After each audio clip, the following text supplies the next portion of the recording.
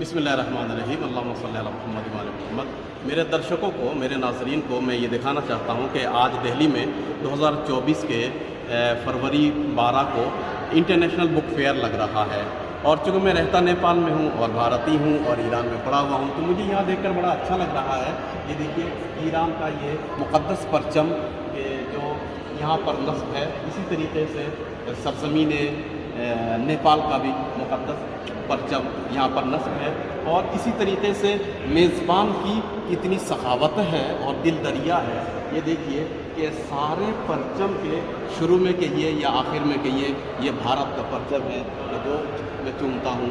लिहाजा यहाँ से लेकर यहाँ तक जितने मुल्कों के यहाँ पर आए हैं और अपना अपना उन्होंने देश का परचम लहराया है। लिहाजा नेपाल का परचम भी यहाँ आपको दिखाई दे रहा होगा और इसी तरीके से फ्लैग ईरान का आपको दिखाई दे रहा होगा।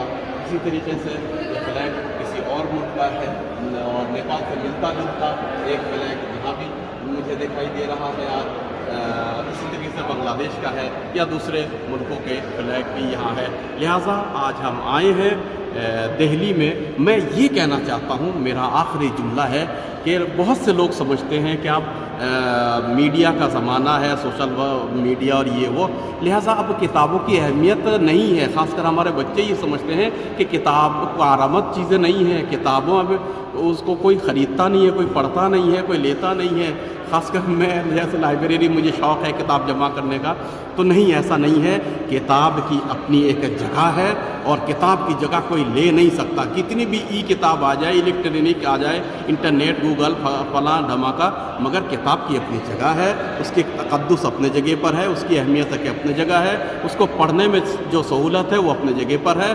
और एक बहुत ही अहम नुक्ता आपको बयान कर दूँ, आज एक इंटरनेशनल गुरफ़े में जाके उर्दू एकेडमी दिल्ली से लेके दूसरे दीगर मैंने उर्दू किताबों के रूम में ये पूछा, क्या उर्दू किताबों के यहाँ कोई ख़रीदार भी है? तो कहा अल्हम्दुलिल्लाह बहुत ख़रीदार हैं, बहुत चाहने वाले हैं। और ये एक उम्मीद की किरण है हमारे लिए कि उर्दू की किताबें लोग पढ़ रहे हैं और ले रहे हैं।